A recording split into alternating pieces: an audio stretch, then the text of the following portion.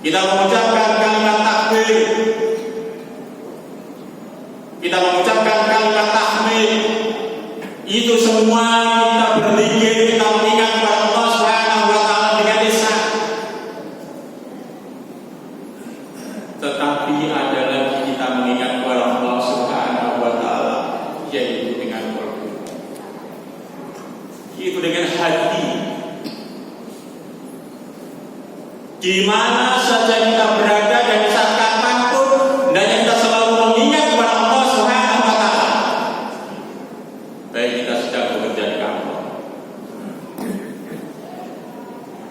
tentunya kita bekerja di kantor tidak akan berani untuk korupsi, untuk manipulasi. Kan kita selalu mengingat kepada Allah Subhanahu wa taala dengan qalbu, dengan hati. Dan andai kata itu kita lakukan, yaitu kita telah berbuat korupsi, maka seakan-akan itu sudah terbayang siksaan di dalam diri kita. Kan kita selalu mengingat kepada Allah Subhanahu wa taala dengan qalbu. Hadirin kaum muslimin sidang jemaah rahimahullah. Begitu juga jika kita ditakdirkan oleh Allah menjadi seorang yang punya, menjadi seorang kaya, maka kita akan memberikan kepada orang yang berhak untuk menerima. Karena kekayaan yang kita miliki itu amanah. Kekayaan yang kita miliki itu adalah titipan. Bisa tidak kita memfungsikan kekayaan kita itu di jalan yang benar. Kalau kita bisa memfungsikan kekayaan kita ke jalan yang benar, maka di kelak nanti kita akan mendapatkan suatu kebahagiaan daripada Allah Subhanahu. Namun begitu juga sebaliknya, apabila kita mempunyai suatu harta benda yang banyak, tetapi kita tidak bisa memfungsikan di jalan yang benar, harta bendanya hanya untuk berfoya-foya, untuk bersenang-senang, maka di kelak nanti kita akan mendapatkan suatu kecelakaan daripada Allah Subhanahu wa ta'ala. Hadirin kaum muslimin sidang jemaah rahimahullah, kami telah diberikan mada oleh takmir mengenai masalah akidah di era modernisasi. Akidah itu adalah suatu keyakinan. Akidah itu adalah sebuah kepercayaan. Karena ini adalah merupakan suatu pokok dalam hidup kita. Kalau kita percaya kepada Allah Subhanahu wa taala, maka akidah itu harus kuat. Bagaikan bangunan itu harus fondasinya itu kuat. Kalau bangunan itu tidak ada fondasinya, maka bangunan itu akan gampang roboh. Tentunya akidah kita harus kuat. Keyakinan kita kepada Allah Subhanahu wa taala. Setelah akidah keyakinan kita kuat, maka kita harus syariah, yaitu kita mengikuti suatu peraturan yang telah ditentukan oleh Islam.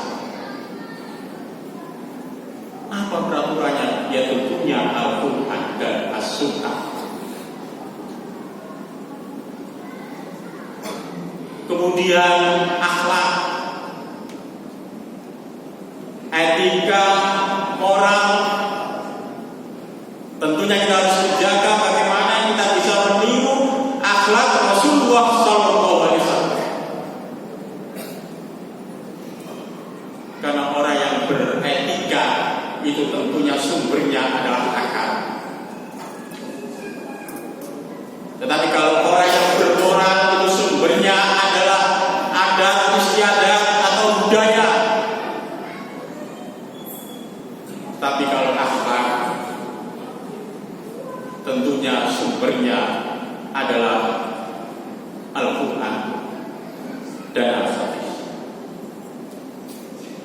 Tentunya bagaimana kita di era modernisasi ini sekarang serba teknologi yang canggih.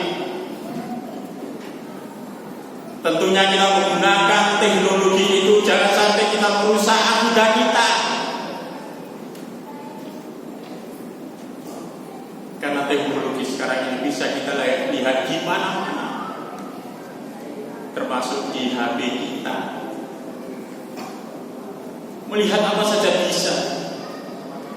Hal yang negatif, hal yang positif, itu bisa kita lihat. Tentunya kalau akidah kita kuat, keyakinan kita kuat, maka kita menghadapi teknologi itu, maka kita harus selalu menggunakan dasarnya adalah Islam. Teknologi itu kita gunakan dengan dasar Islam. Banyak sekali teknologi itu kita manfaatkan dengan yang sebaik-baiknya. Termasuk itu tadi ada IG, ada TikTok, ada Facebook. Itu manfaatkan. Tentunya kita harus manfaatkan yang baik, yang berdasarkan dengan Islam, berdasarkan dengan Al-Quran dan Al-Hadis. Kalau kita dasari dengan Al-Quran dan Al-Hadis, maka tentunya teknologi itu yang akan kita buka itu hanya yang negatif saja. Maka inilah adalah benteng bagi kita akidah itu. Sehingga akidah itu adalah merupakan suatu iman.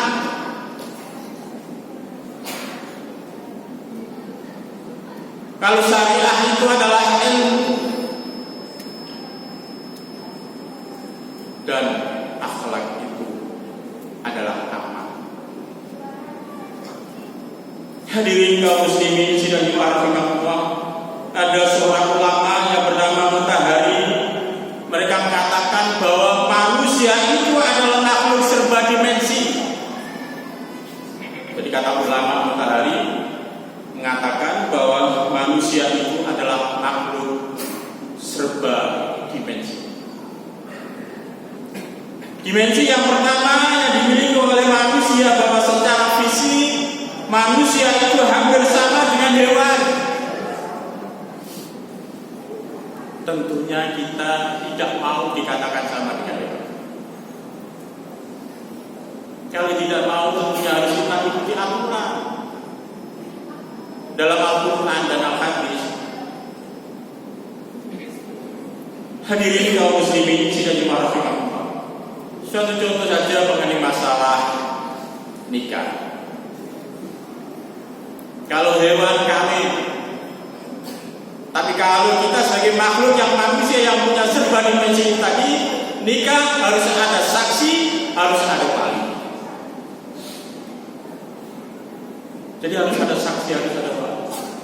Dan di situ ada iskolan golidor, ada suatu ikatan yang bersungguh-sungguh, perjanjian yang sangat kuat. Sebagaimana disebutkan dalam Al-Quran surat Ar-Rum ayat 21, wa min ayatihi an khalaqalakum min anfusikum azwajan litaskunu ilaiha wa ja'ala bainakum mawaddatan wa rahmah inna fi dzalika laayatin liqaumin yatafakkarun. Ini kita telah mengikuti suatu aturan sehingga kita tidak bisa disebut sebagai hewan.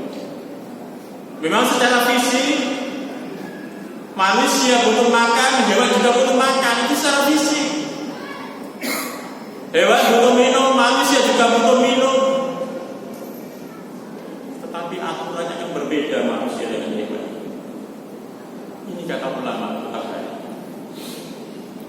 Mempunyai beberapa dimensi. Dimensi yang pertama, secara fisik manusia hampir sama dengan hewan. Dimensi yang kedua, bahwa manusia itu memiliki sejumlah emosi. Manusia itu gampang marah. Manusia itu gampang iri. manusia itu gampang dengki. Itu manusia. Dan bisa marah, bisa emosi, dan sebagainya. Ini dimensi yang kedua, bahwa manusia memiliki sejumlah emosi.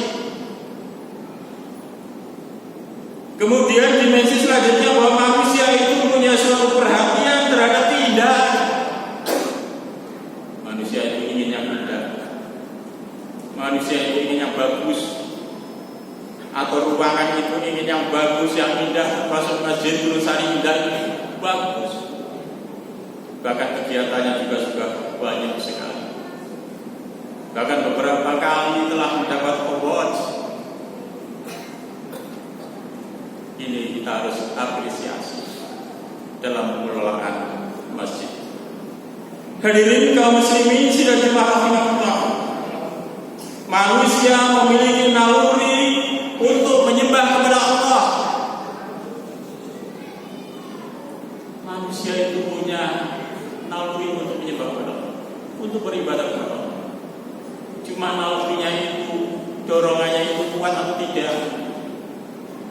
Kalau dorongannya itu tidak kuat, akidahnya tidak kuat, keyakinannya tidak kuat, maka mereka akan malas untuk melakukan ibadah kepada Allah, walaupun mereka Islam. Tetapi mereka tidak melakukan, mereka tahu karena manusia punya suatu naluri untuk beribadah kepada Allah. Tetapi kalau naluri itu kuat, dorongannya kuat, maka manusia itu akan rajin untuk melakukan ibadah kepada Allah. Ya ayyuhan nasu u'budu rabbakum alladzi khalaqakum min qablikum la'allakum tattaqun. Sembahlah Tuhanmu yang telah menciptakan kamu, sebagaimana yang dilakukan oleh umat-umat yang terdahulu, agar supaya kita itu menjadi orang yang bertakwa kepada Allah Subhanahu wa taala. Takwa itu artinya secara global itu kan menjalankan perintah Allah dan menjauhi segala apa yang telah dilarang oleh Allah. Itu takwa. Menjalankan perintah Allah, termasuk kita melakukan ibadah. Hadirin kaum muslimin sidang jemaah rahimahullah. Kemudian manusia itu dikaruniai oleh Allah Subhanahu wa taala akal pikiran. Sehingga bagaimana kita mengelola alam semesta ini baik dan buruknya adalah tergantung kepada makhluk yang namanya manusia. Karena manusia telah diberi oleh akal. Beda dengan hewan, mereka tidak diberi oleh Allah akal. Hanya diberi nafsu. Manusia diberi akal, diberi nafsu dalam diri. Sehingga alam semesta ini baik dan buruknya tergantung kepada makhluk yang namanya manusia. Ini dimensi yang kita miliki. Yang terakhir, bahwa manusia itu mampu mengenal dirinya sendiri.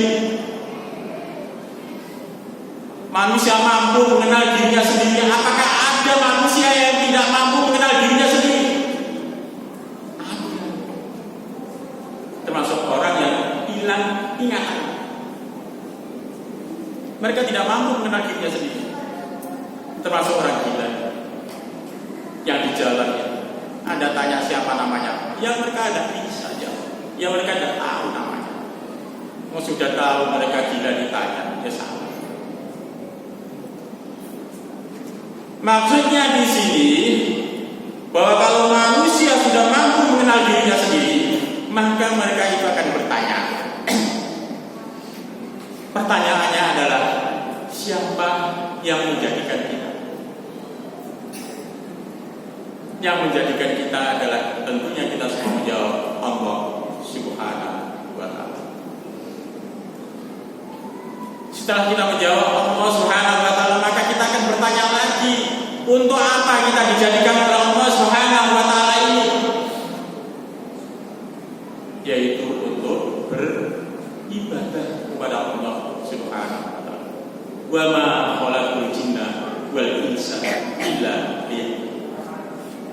Hadirin kaum muslimin sidang jemaah rahimahullah. Demikianlah khutbah kami yang pertama ini.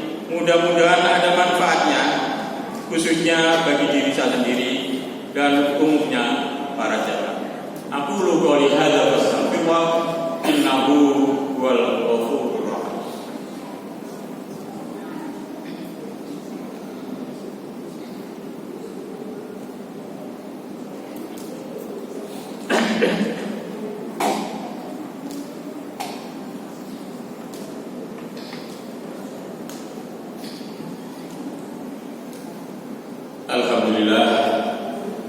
Alhamdulillahirabbil alamin wassalatu wassalamu ala asyrofil anbiya'i wal mursalin Muhammadin wa ala alihi washabihi ajmain.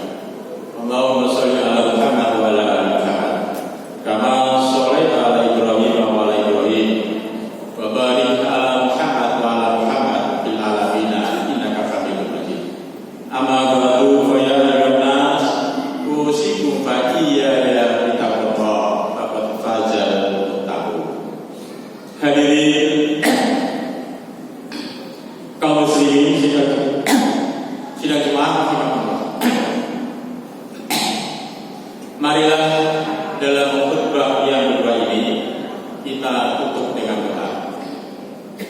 Allahumma ighfir lil muslimin wal muslimat wal mu'minin wal mu'minat al ahya'u minhum wal amwat innaka sami'un qaribun mujibud da'wat. Ya Rabbana zalamna anfusana wa la taghfir lana wa tarhamna lanakunanna minal khasirin.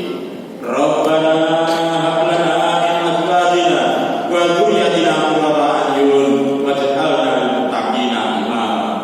Rabbana taqabbal minna innaka antas samiul alim wa tub 'alaina innaka antat tawwabur rahim. Rabbana